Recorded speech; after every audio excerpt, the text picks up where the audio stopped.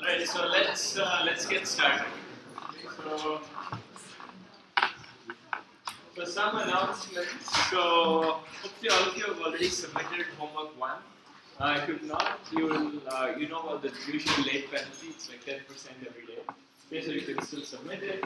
And homework 2 will be out tomorrow, and it will be due like 2 Wednesdays from now. Okay, so I was told Monday is a little bit of a bad day for homeworks because basically ruins people's weekend. So I thought Wednesday might be a good. Okay, so this is sorry. Yeah, hopefully Wednesday won't be too bad. So this is that. And also people have asked about contacting the TAs. So usually posting on Canvas works, but in case you have something that you just want the TAs to know, there is a Google Groups. Unfortunately, they got rid of these emailing lists that this College of Engineering used to have. So we had to use this thing. So it's a little messy, but it will be on the course webpage soon. So this, so a link to this address. Okay, and so those are the quick announcements. Right. So last class we started looking at greedy algorithms. Okay, so we did one last example with dynamic programming, where if you remember, we started off by trying to prove something which was incorrect, and then we realized that you had to be a bit more careful. Okay, so this is what we did last class. So we looked at this problem of maximum increasing subsequence, and the main idea was to write down a recurrence for this other quantity, which we call MIS prime, which is the largest increasing subsequence starting with a particular AI, okay, and including that AI. And for that, we could write a clean recurrence. So that was that. Then we started looking at greedy algorithms.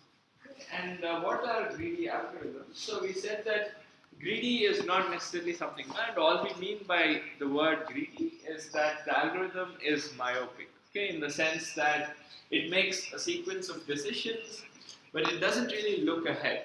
Okay, so it just kind of plans for the. It tries to maximize what it can do in the current step. And the key thing is without taking the future into account. So this is what greedy algorithms do.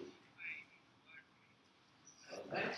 So, and the example we started off with was that of matching. Right. So here the setup was you have a bunch of children, you have a bunch of gifts.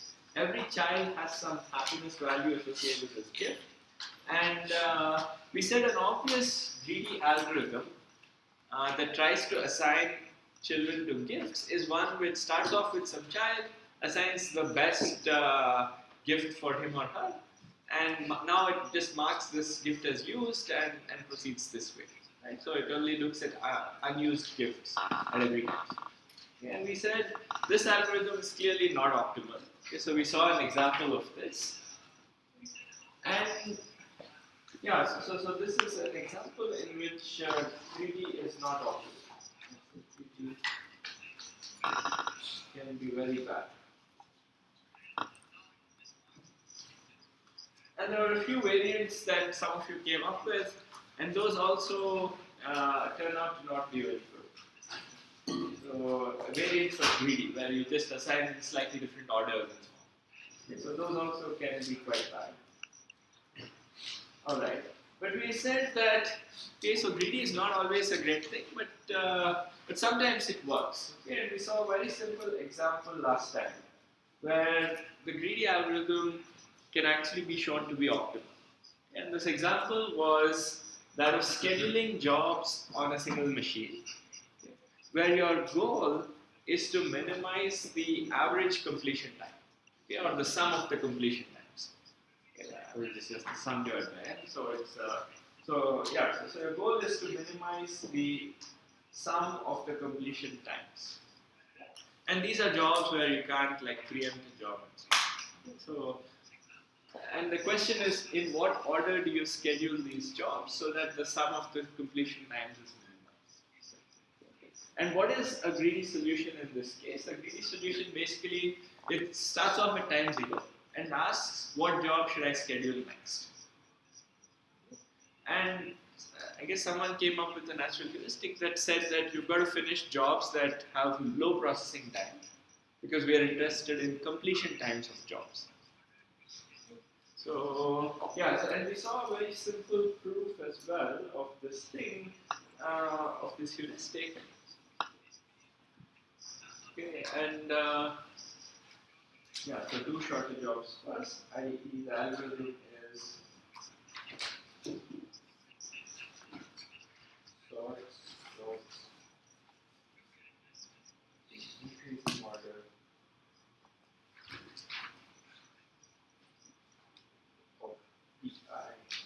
The processing time is Pi, and schedules in that order.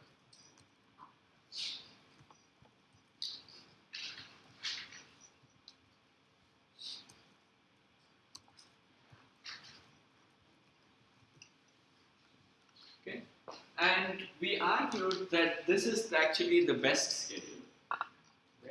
And the reason for this, we had a clean argument for this, right? So the reason we said is, let's consider the optimal ordering. Okay, so suppose the optimal ordering does jobs in the order of Pj1, Pj2, up to Pjn. Okay, so J1, J2, Jn is the optimal ordering of 1 through n. And then we said, okay, so first you try to argue that Pj1 better be less than or equal to Pj2, because otherwise swapping these two gave a better value for the objective that we care about, okay, which was the sum of the completion times. And this was a simple calculation, and then we said, okay, so there is nothing special about J1 and J2, so you can now use this argument with J2, J3, J3, J4, and so on. So you will get that everything has to be in increasing order. Okay, so this is the argument that we saw last time.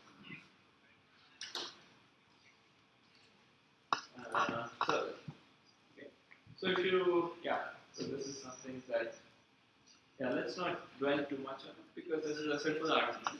And the basic idea is, if you find two people who are out of order, just swapping them would actually reduce the total cost that we care about, the sum of the completion. Okay, so that was the idea. And this is why just doing things in sorted order is the optimal strategy. So any questions on this?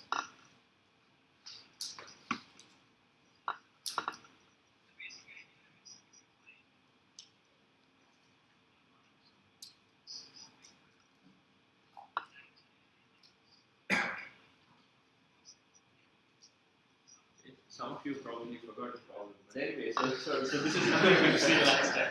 Okay, so alright. But the thing you should remember is that greedy algorithms they always choose the best at each step, and you should often think of them as building up a solution.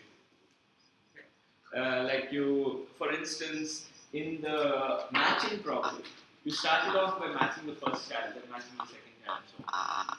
And similarly, in the next, in the scheduling problem, you always said, oh, okay, what do I schedule first? What do I schedule next? And so on. So greedy algorithms often have this thing of building up a solution, and in each step they make some choice in a greedy manner.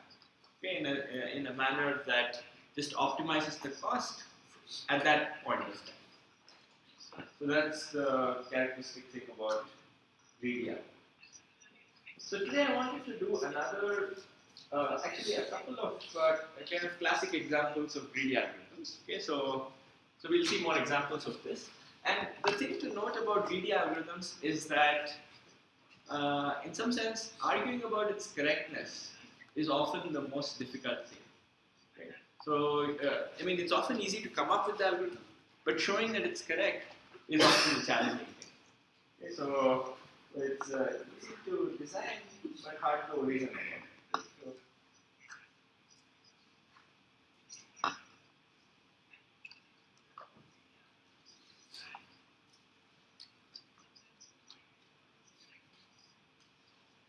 So, yeah, as we saw in the last, in this previous example, right? So you had to realize that looking at pairs that were consecutive and out of order was the right way of arguing about this.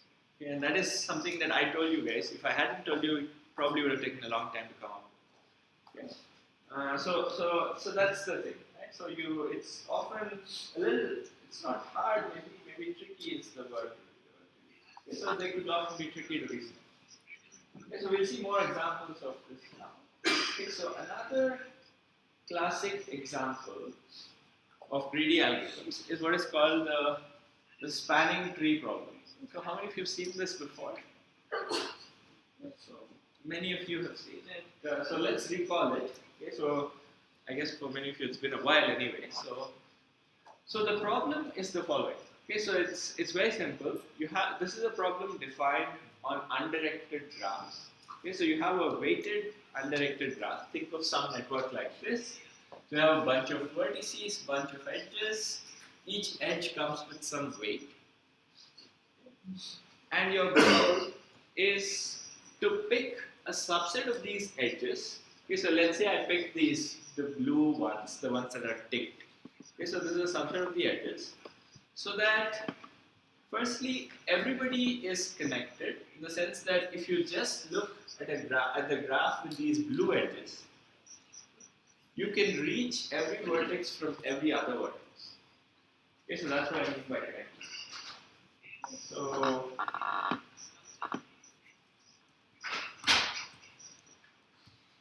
the graph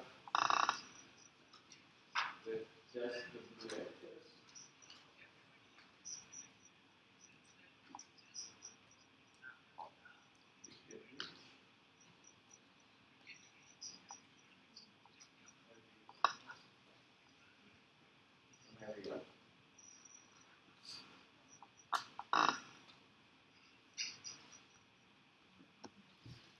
Okay, so this is what I mean by connected.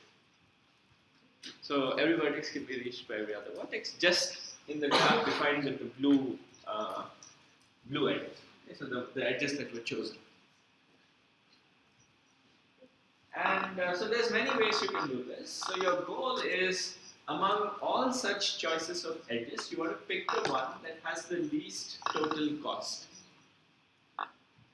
Okay, so I mean, so this is a little bit of a complicated graph, but for instance, if you had a graph with just 3 nodes, let me call them 1, 2, and 3, and the edge weights are, let's say, 2, 5, 6. Okay. So what would the minimum weight spanning tree in this case be? Sorry? Just get rid of the 6 edge. Yeah, so you pick these 2 edges, right? So you end up picking these 2, and so the spanning looks like this. Okay, so the set of edges you pick are these 2. Okay, now everybody is connected, and the sum of the weights is minimal. So in this case, this is not quite the best spanning tree. Getting rid of 7 and picking the 5, I think turns out to be the minimum span. So this is the problem. Okay, so any questions about the problem statement?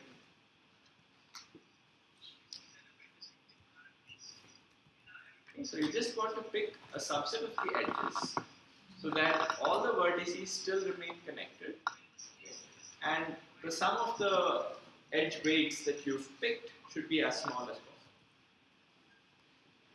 That's the minimum spanning tree. And why is this used? So this is often used in networks, right? Because you can think of the graph as telling you how much it costs to connect one vertex to another vertex. And now you're essentially thinking of some kind of you want to build a communication backbone for the network, and you want to figure out how much it costs. And you clearly want something where the total cost is small. Okay, so that's so spanning trees are used everywhere in a lot of senses.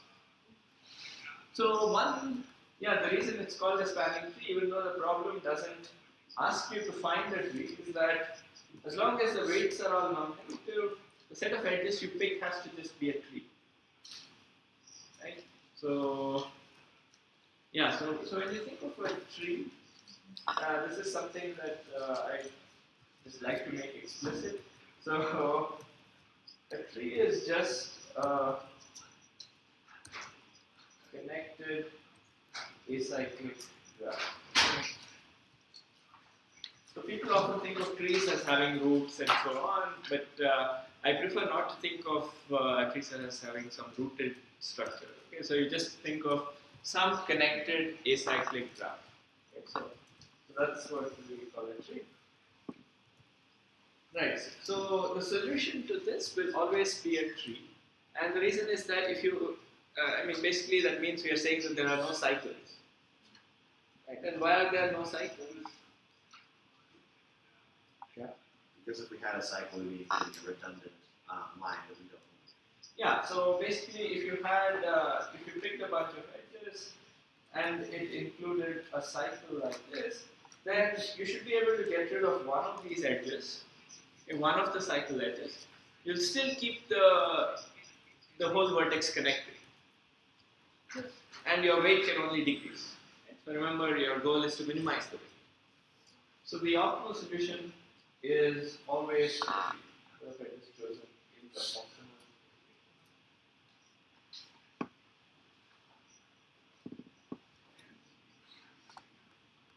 Always forms a tree. So assuming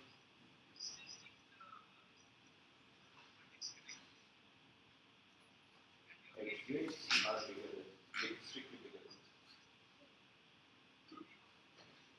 than an object that has the minimum total weight and essentially connects everything. Okay.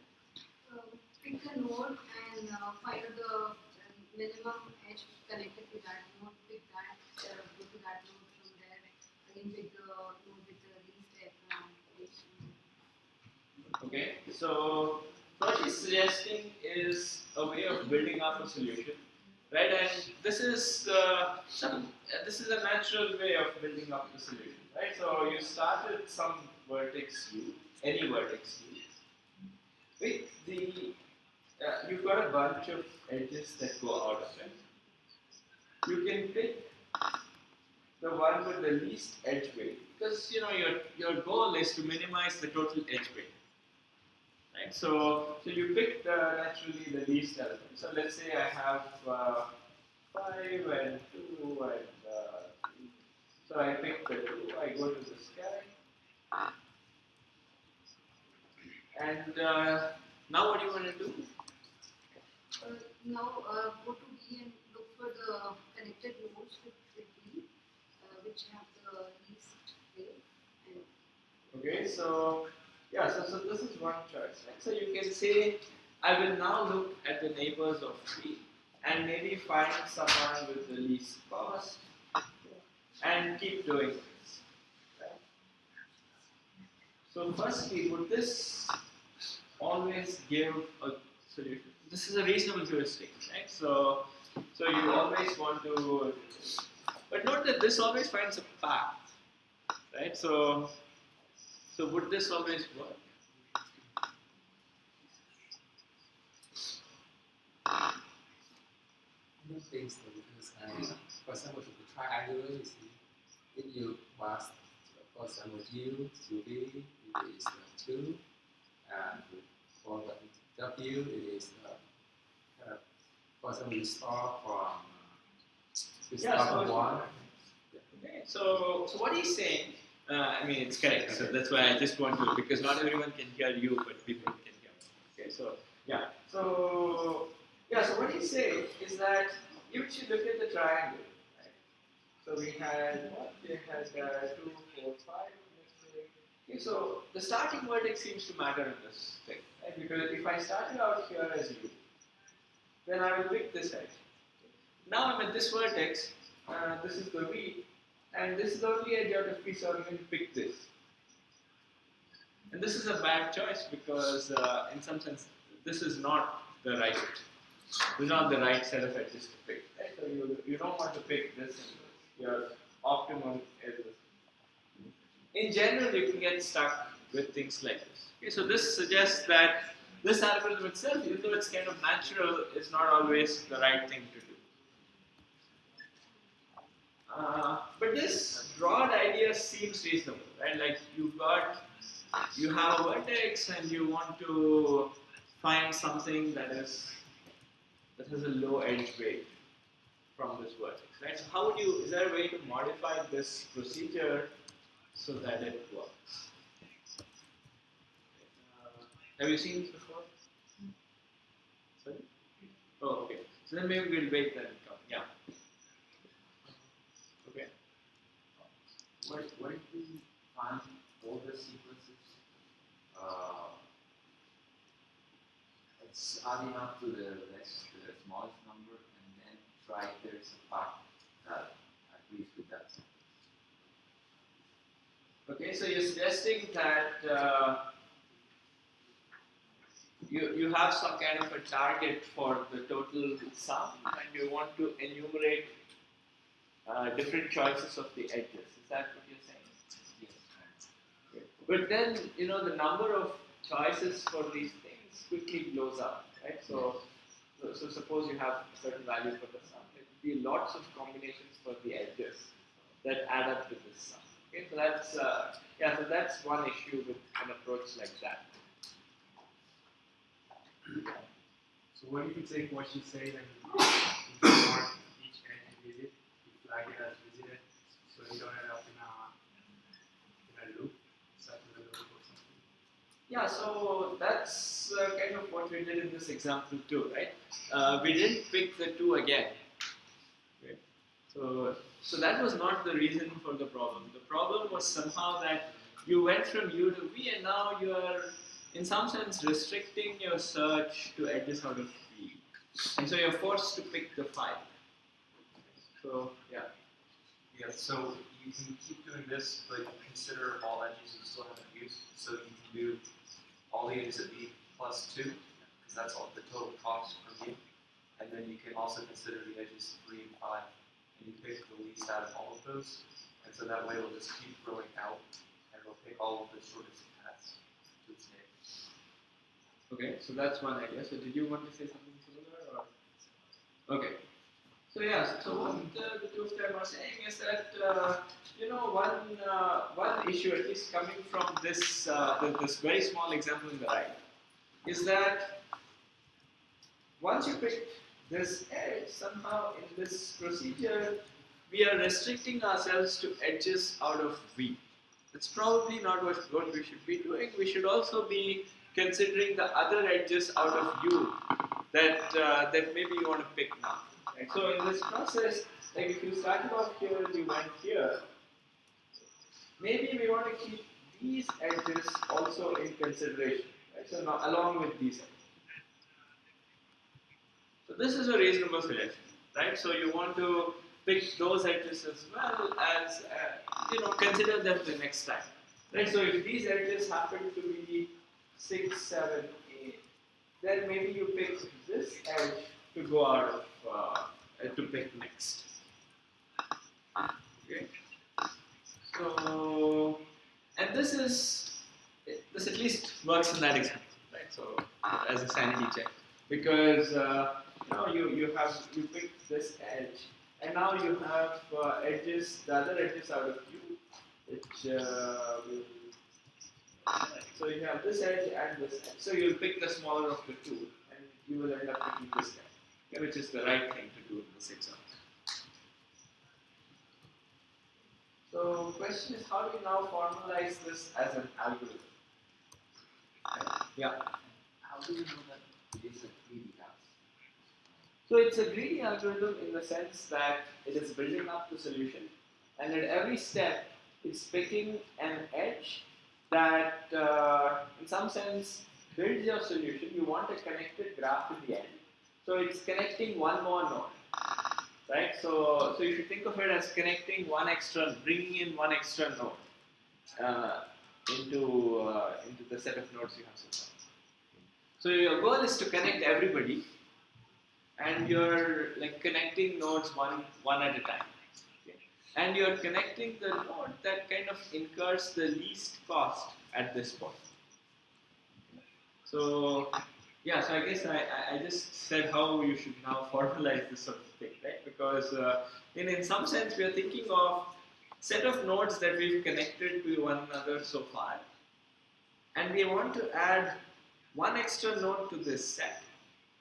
We want to add the node that you can connect with the least cost. Right, so that's the intuition behind this algorithm. So how is it building the solution up? The idea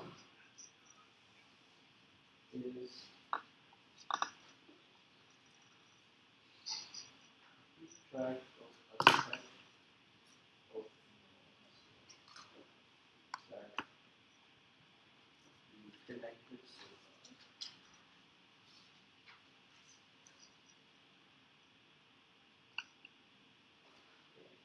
And add one new node to this set in each iteration.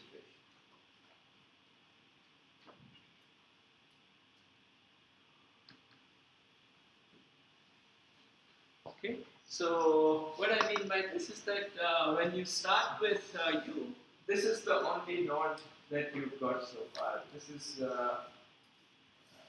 yeah, so this is the only node you've got so far. And now, in some sense, you're looking for one new node you can add so that it's connected with you. And the meaning of that is clearly the least edge weight out of this one. So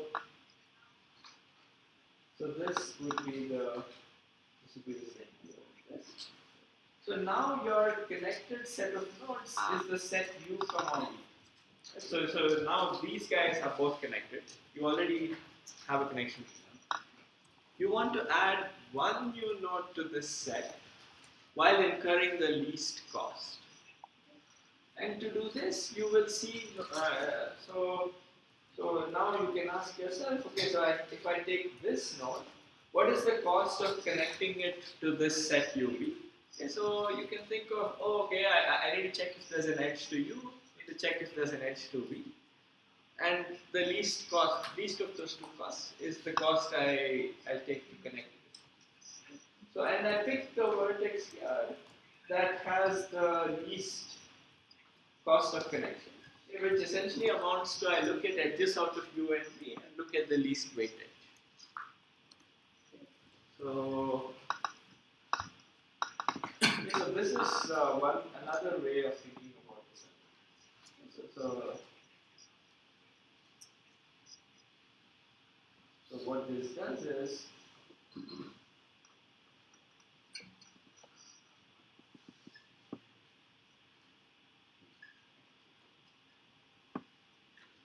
how do you implement this?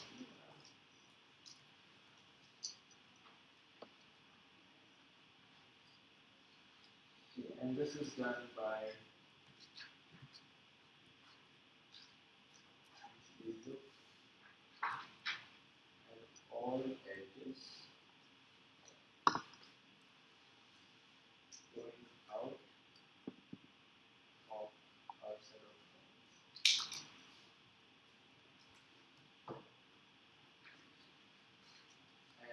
add the of these.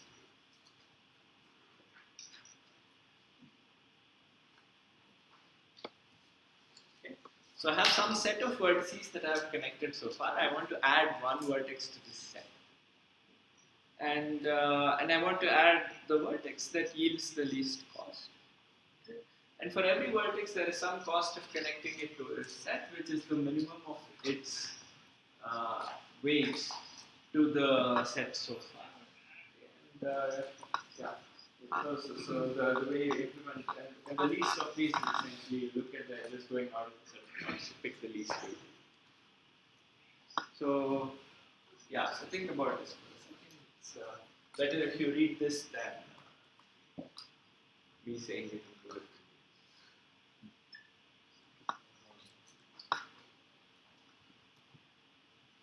Okay, and this is a greedy algorithm, right? Because you are constructing a solution where you've got a set of vertices, you're adding a new vertex that you're connecting to this set. Okay. And in the end, if you've spanned everybody, then you have connected everybody. So this defines the greedy algorithm. So any questions on what the algorithm is? Yeah. So what about the cycles? In that way we won't have Okay. Yeah. So let's see. Right. So what is the algorithm doing on? I will take a little bit more complicated graph. So 2, 3.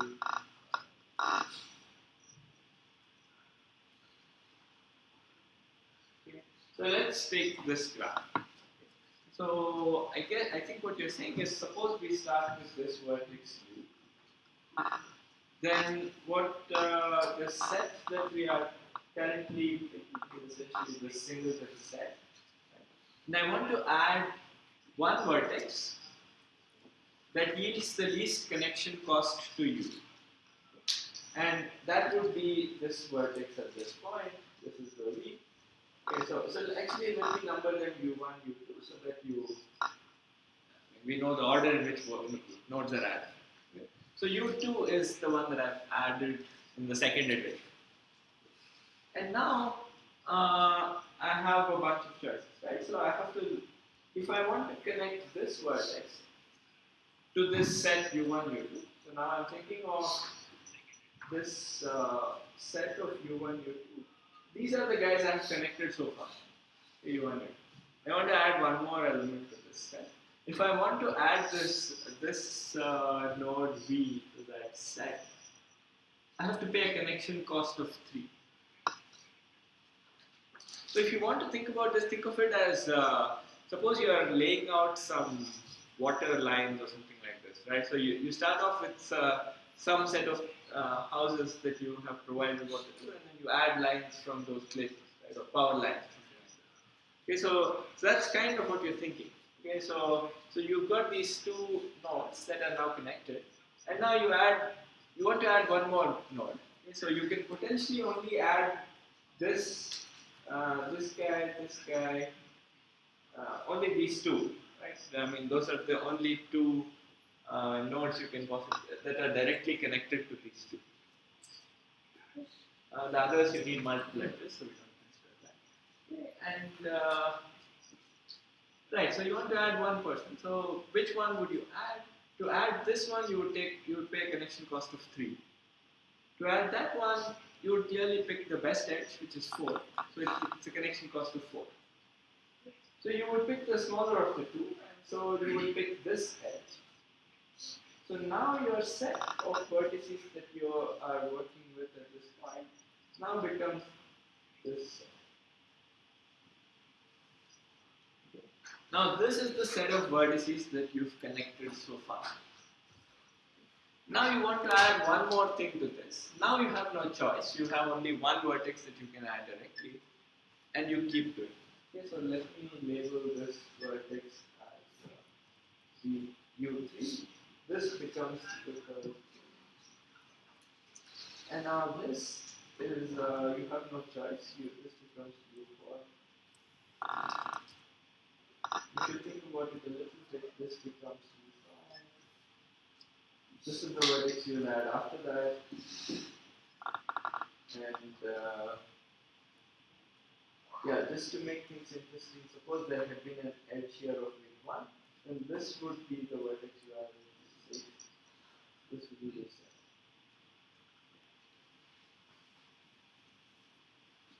Okay.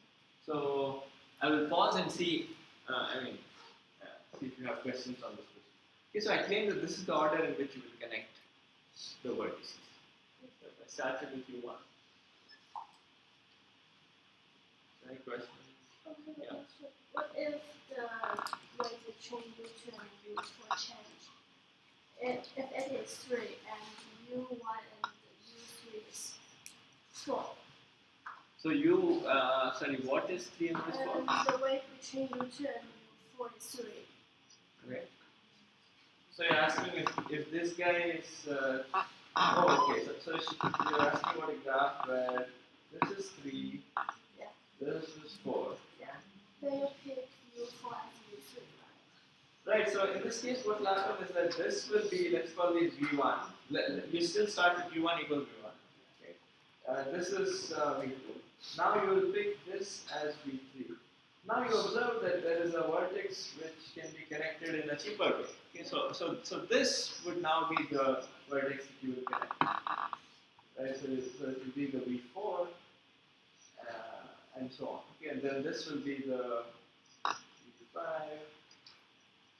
and stuff like that. Okay, so yeah. So right? Maybe you miss the U3 part. yeah, so we haven't connected this guy yet. Okay, so this will get connected later on in that. So ultimately in both cases you will connect everything, right? It's just the order in which you will connect these things will differ. Okay, and that also means that you might end up picking different edges. So in this case, you might actually pick the same edges, but you will just pick them in different order. So yeah, but that's a good point. So it's always good for you to try with multiple examples and see how the algorithm runs it. What the difference is. Okay. So I think the step of completing the cycle is you're adding an edge between 2 points that's already Yes. connected. So that's not Yeah, that will never happen. And why is that? just the proof of the previous question, not using a specific example. No. So we will never pick an edge twice in this process. We will never have a cycle in this process because you are only picking edges that add a connection from a new node, right? So each step you are adding one edge. You are adding one node to the connected component that you are building. So you're building some connected set of vertices, you're adding one more edge and you're adding a new vertex. Okay, so in the end, you would have n-1 edges that you've added. You've connected n. If you have a connected graph with n vertices and n-1 edges, it has to be a tree. So it can never have cycles. So that's one way of doing it. Yeah, but this is a great point. Right? So this is something that you should observe, that you will never add cycles because you will never pick an edge between things that were already connected. Yeah. Can we go about this the other way and look at all of the weights involved in cycles and just start removing the largest ones? Oh yeah, so this will be a homework question. But yes, you will. That also. So yeah. Okay, so you can also do the opposite of this procedure. And yes, there's the question of will it pick the exact same tree as this, and that also is. Yeah. So will it pick the exact same tree or will it pick another tree, potentially a different tree but with the same cost? Okay. So yeah.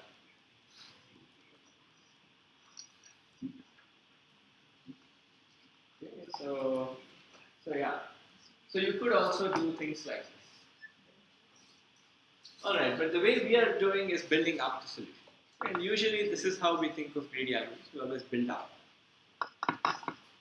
Alright, so this is the algorithm, right? And now how do you prove that this is correct, right? Because the algorithm is kind of tricky in this case because it's keeping track of some set of nodes and it's adding the edge of least cost that goes out of this set of nodes, right? So it seems like something that's a bit tricky to argue about. So how would you start reasoning about the correctness of this algorithm? Have you seen the analysis before? I don't think so. Okay, yeah, then go ahead. It seems to apply really nicely to inductive proof. Okay, so yeah, so you would want to do an inductive proof, right? Because you know it's a greedy algorithm that's iteratively building up the solution. So you want a nice inductive statement, right? So you want to say that okay, if I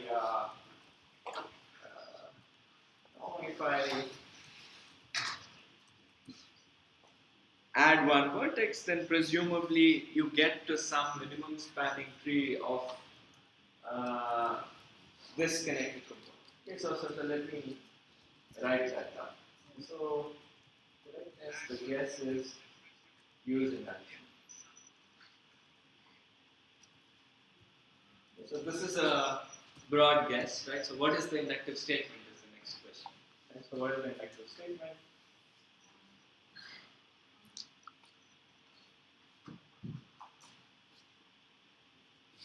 What would be a natural guess for this statement? Yeah. Given spanning tree that is optimal of any nodes, we want to connect another node that somehow has vertices into this tree. Okay, so what he's saying is, you know, in some sense we're adding these vertices in some order, right? Like there's U1, U2, and so on. Okay. So what he's saying is the natural statement would be let U1, U2, so on be the order in which nodes get connected.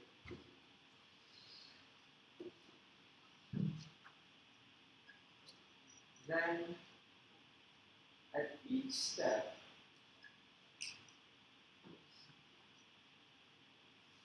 the edges chosen so far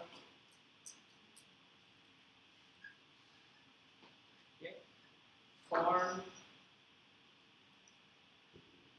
a minimum spanning tree at let's say at the kth step.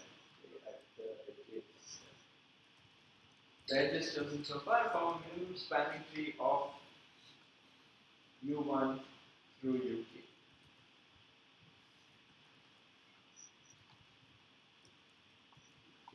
So this is a very clean inductive statement, right? It's saying that the algorithm proceeds by adding one vertex at a time. And what you want to say is that after you've added k nodes, the set of edges you've picked so far form the minimum spanning tree for U1 through UK. And why would this prove the overall correctness? Yeah.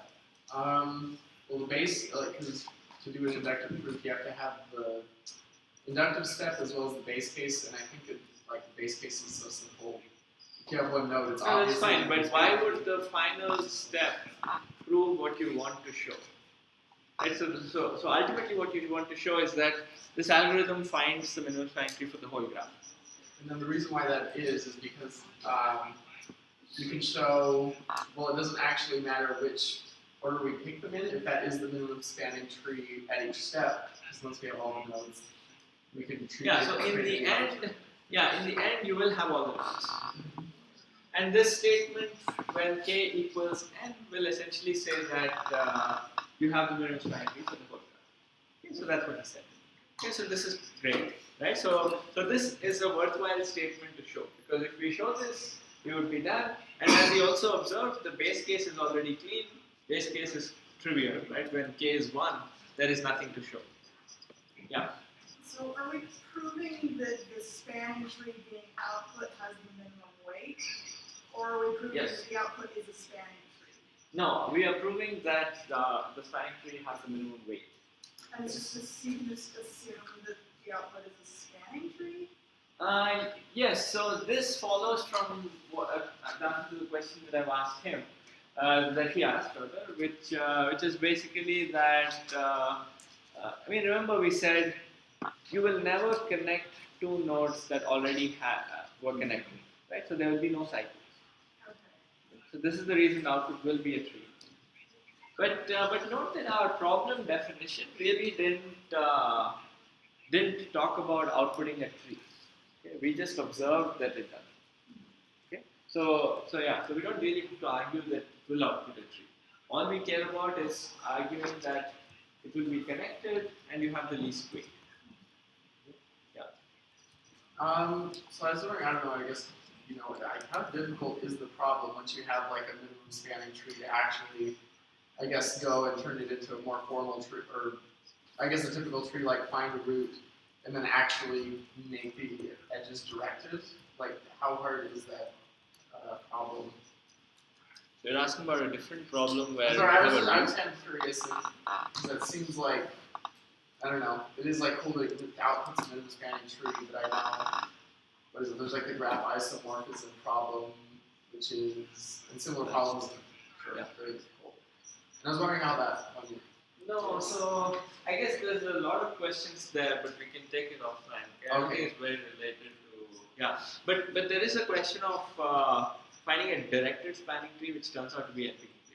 Okay, but this is analytic. So this is everything is on undirected graphs. You want to pick a subset of it. So yeah, but so this is a clean inductive statement, and you can hope to prove this, right? So how would you suggest that we prove this? Sorry? You need to try and add set. Basically, we are trying to expand the set, right, so that it covers the whole thing. So the next step would be to find the k plus 1 vertex. Right, so you assume that it is true for k and you want to prove for k plus 1, right? So what is the problem that could happen? So this is not this is not the proof I had in mind, so let me create a new page. So I think this is also correct. So let's see.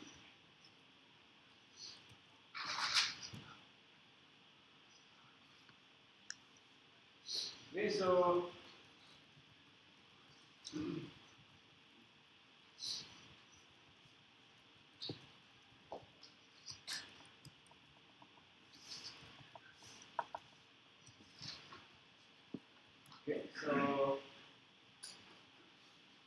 what is the difficulty in proving this statement, right? So you want to show that whatever edges you've added so far, let's say I've added these edges and I've come up with a UK, so this is U1, let's say U2, U3, U4, U5.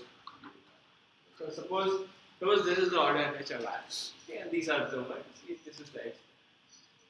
Now, what the algorithm is doing is it's looking at all the edges out of all of these views and picking the least edge.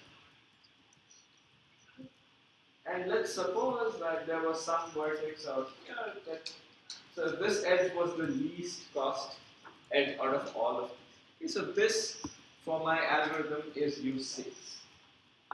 And now my inductive claim should argue that for the set of vertices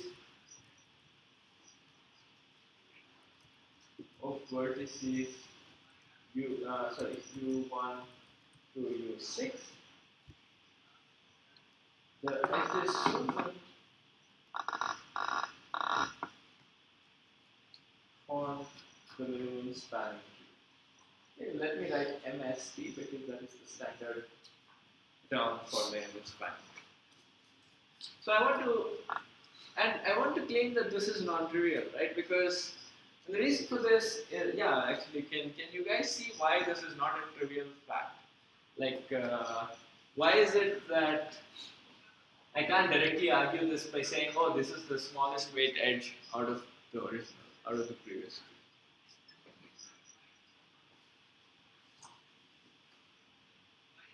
tree? Like, would that be a valid argument?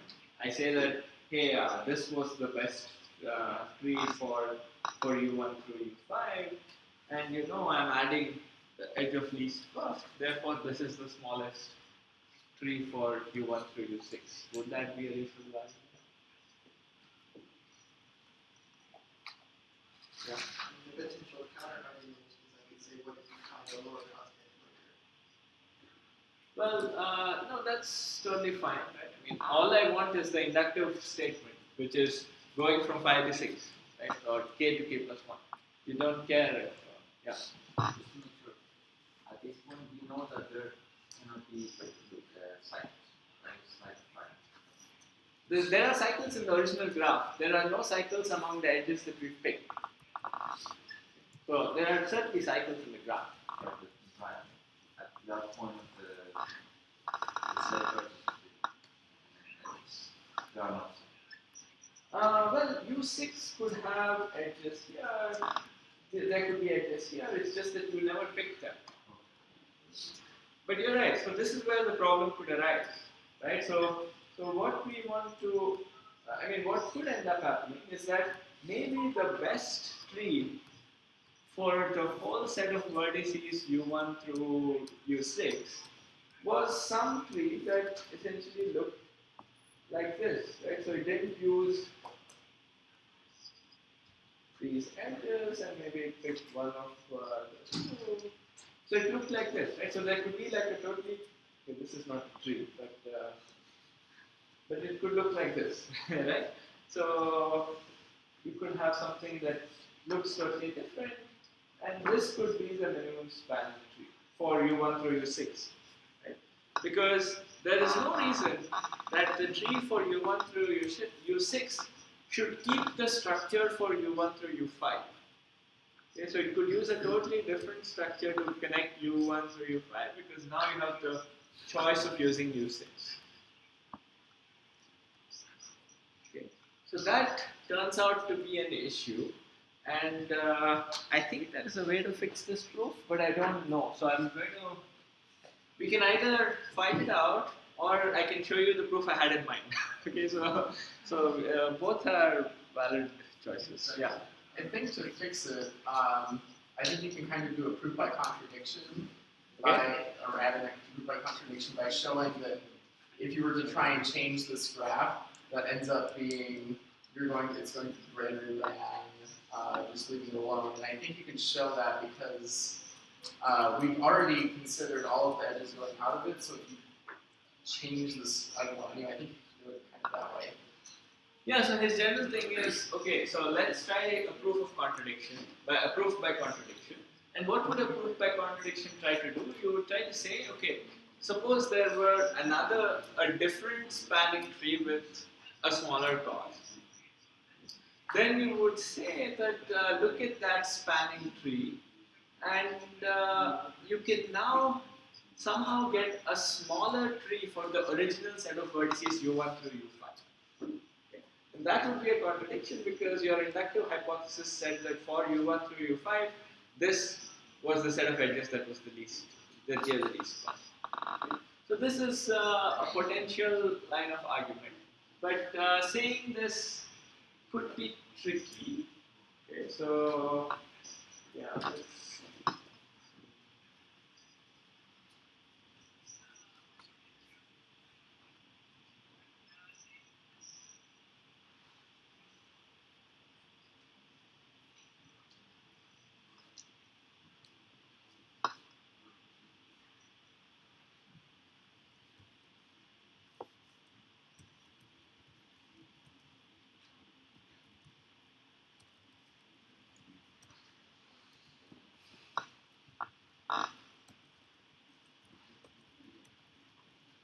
Yeah, okay, so I think there might be a way to fix it, but I don't see an easy way out. Okay, so let me tell you a different proof of this. But this is a perfectly potentially valid statement.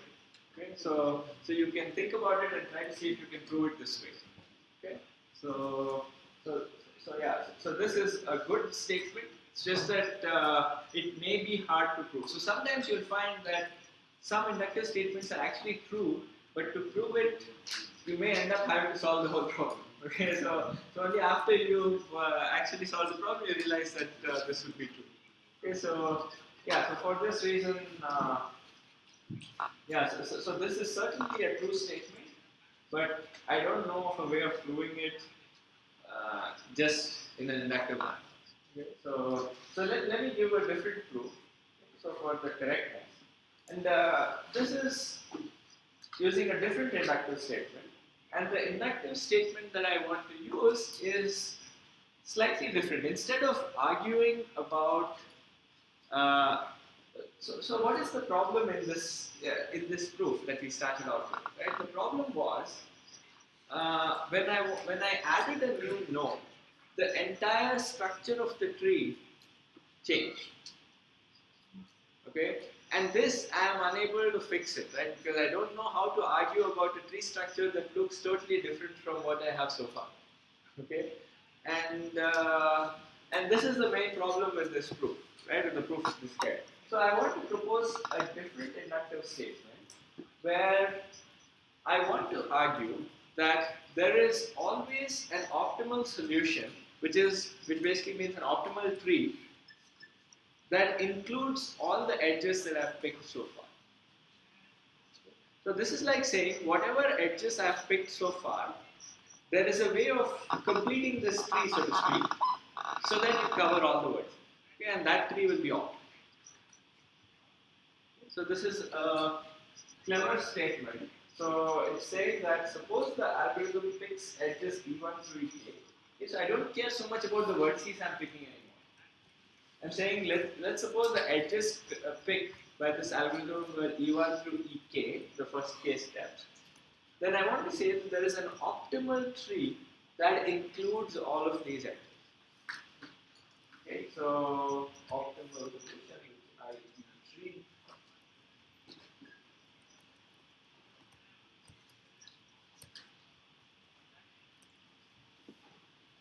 That includes all the edges that I've picked so far. And this makes my life a lot easier because now when I add an edge, I already know that there is an optimal tree that included all the previous guys.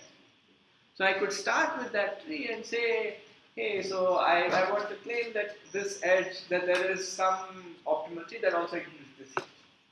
Okay, so you will see when I prove this why it makes things much easier. Okay, so it gives you a structure that you didn't have before.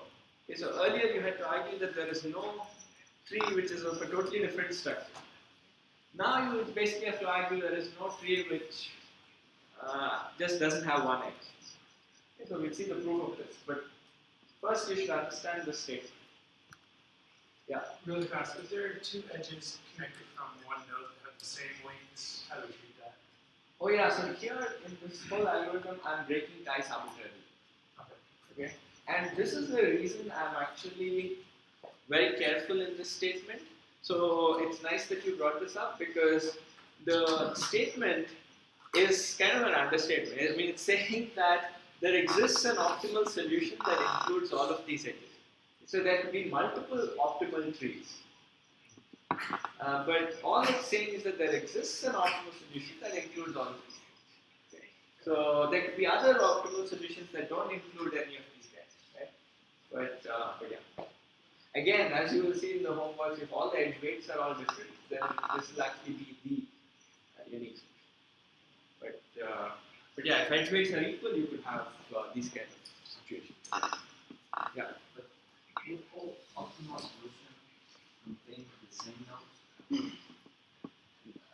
In the end, yes, but not in the intermediate steps. Okay, so I mean, actually, to see this very easy thing is you start with a different vertex and you will visit it in different order. You'll add edges in different order. Yeah. Right. So the inductive statement in this case is imposing a lot of structure. Okay, so it's saying that there exists some globally optimal solution, like an optimal solution for the full graph that includes the edges that I have chosen so far. Okay. So optimal solution, actually maybe I should have made that clear also. For the full graph.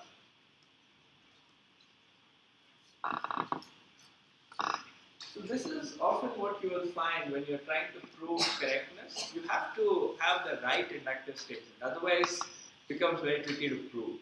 Okay, like like this thing, right? Like I'm pretty sure this is correct, but I'm finding it hard to show, right? So, well, this one is much easier to prove.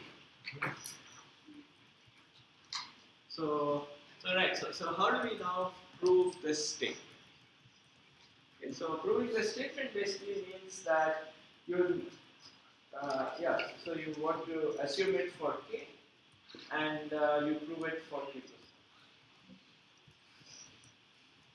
1. And of course, there is nothing to prove in the case of k equals 0. So here I want to treat the base case as k equals 0, and that's a vacuum state.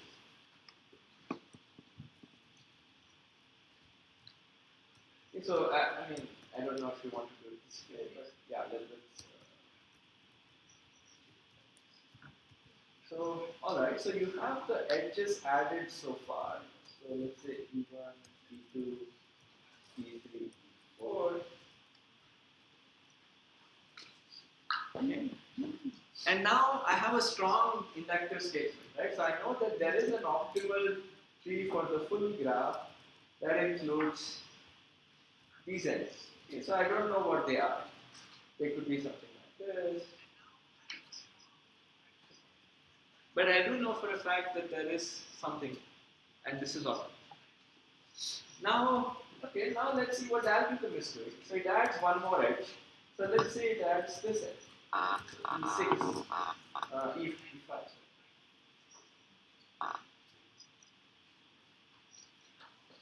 Okay, so I should write it a different time.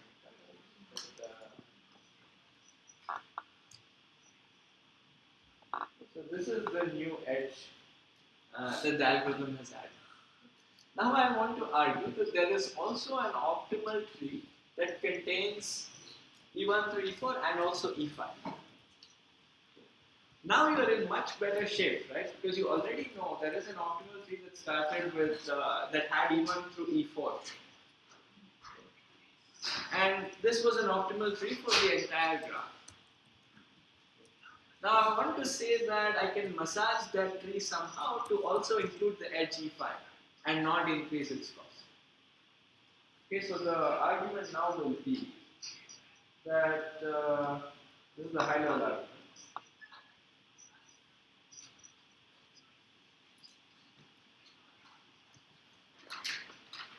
Is take the optimal tree that includes E1 to E4,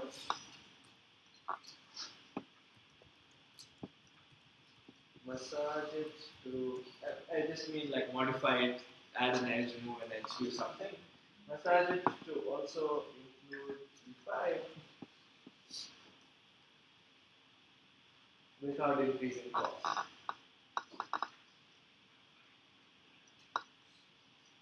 So the cost can only reduce or stay the same. So that's what we want to show.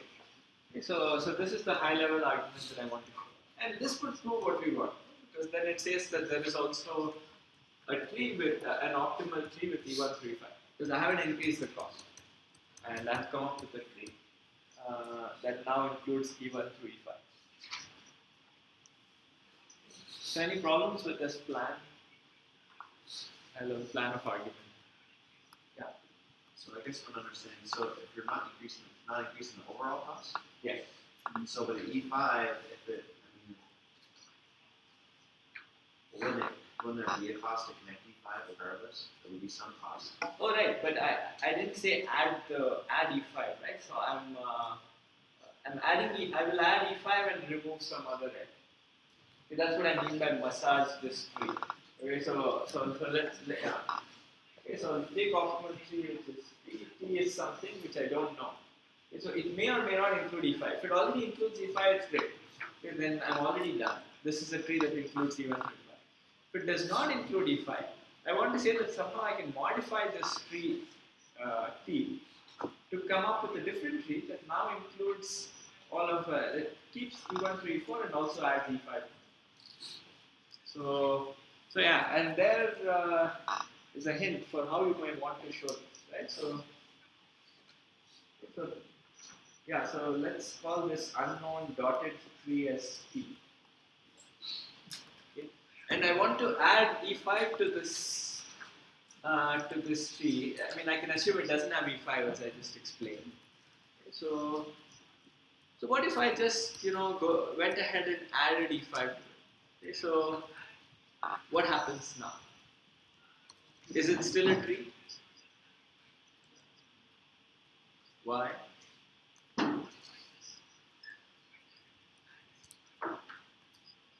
I mean, if you had a tree for the full graph and you added an edge, would it still be a tree?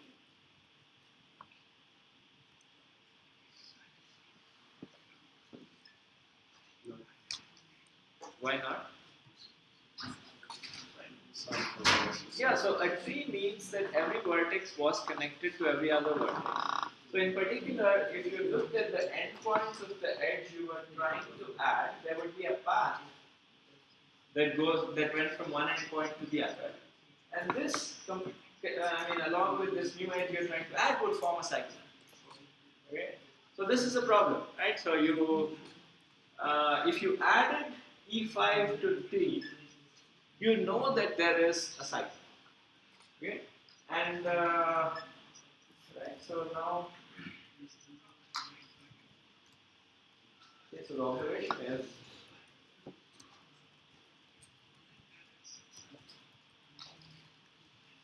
if you added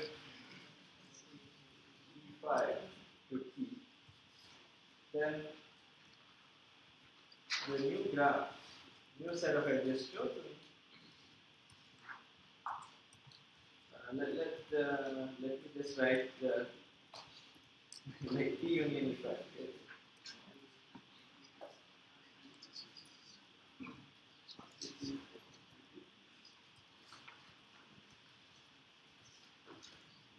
Has a cycle.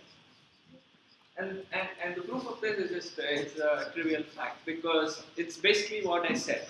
Like E5 was not in T, okay? And because T is a tree, there had to be a path between the two endpoints of E5, and that path closes the cycle if you now add E5. Okay? So this is a very simple observation. And now I want to say that. I want to use this observation to construct a new tree that includes E5. Okay, so how would you go about doing this? Right, so there was an original T that included, forget what these were. Okay, so let's assume these were E1, E2, E3, E4. And E5 is this guy that I'm trying to add. And there was an optimal tree T.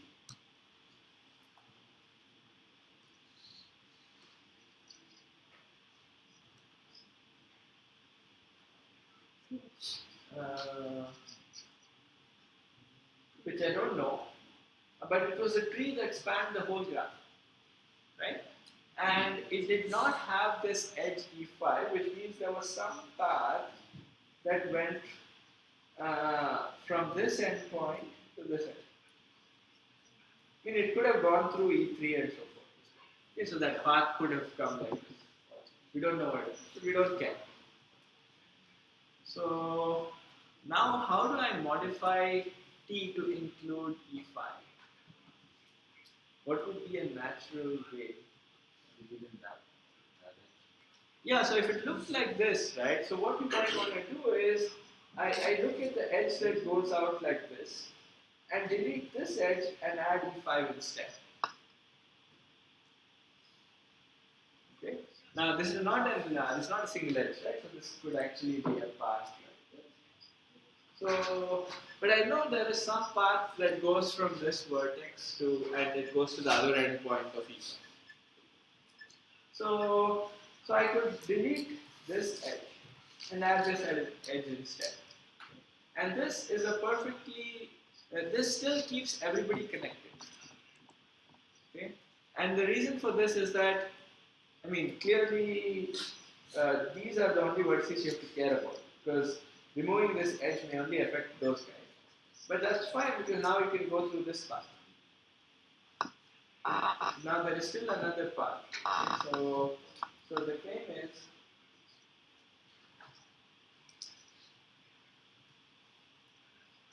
yeah, if you remove the, let's give a name for this edge. Removing E prime and adding E5 keeps the graph line.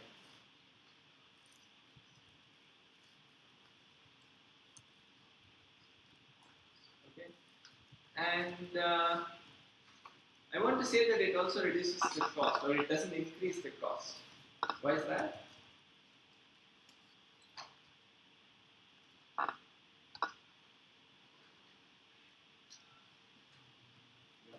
Because E prime has to be connected to one of the vertices you're currently looking at. So E5 is the smallest of those. So remember, the way we are picking E prime is, it is the smallest edge out of these vertices, of the vertices we've seen so far. It is the smallest, it has the smallest edge weight that goes out. Right? So in particular, if this E prime is also like this, then the weight of E5 better be smaller than or equal to the edge of E. So the weight of E5 is less than or equal to the weight of E5. And this is the reason the new tree, which deleted E prime and had E5, is only of a smaller. Okay. Therefore, new tree, which we define as T minus E prime union E5. Right? So this is how we define the new tree. Remove E prime, add E5. This has a cost that's only less than or equal to what the original cost. Okay. Yeah.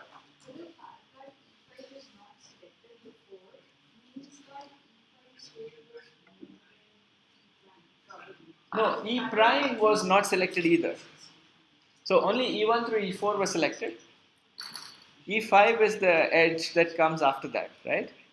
So E prime is the edge in the supposed optimal tree T that contained E1 through E4. So if it was Why? it is because the optimal.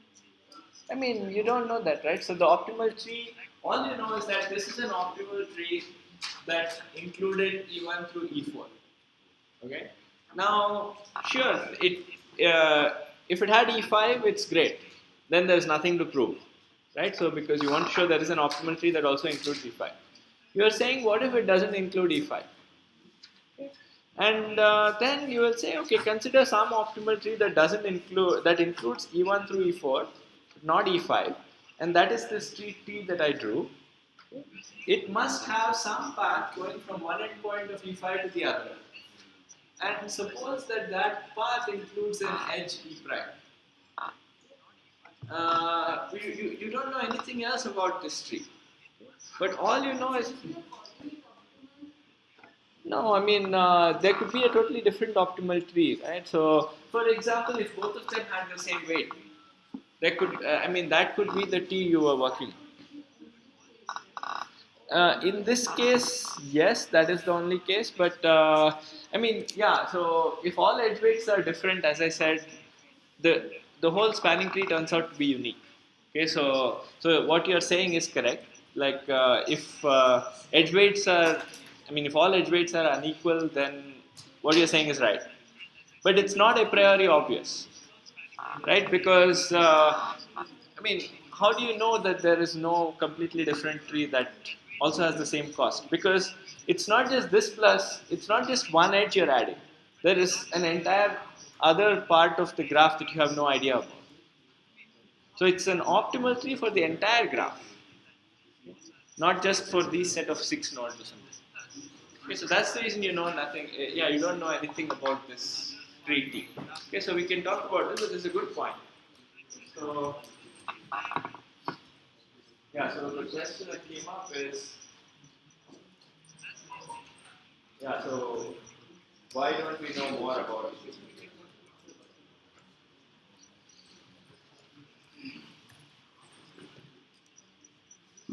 And yeah, and this is the thing about the proof, right? It's like you don't know anything a priori about T. Okay, it is just some optimal tree for the whole graph. That's all we want to use.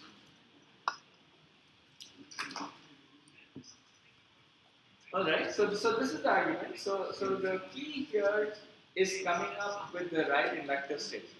Okay, and the right inductive statement happens to be, if your algorithm picks these E1 through E2, there exists some optimal tree that includes all the edges. And once you have this, you are done, because ultimately it means that the final tree is optimal. Because now you have all the. Alright, so this is the this is the proof. So maybe maybe we should stop here, given that it's almost 12:05. I keep thinking the class ends at 12:10. It's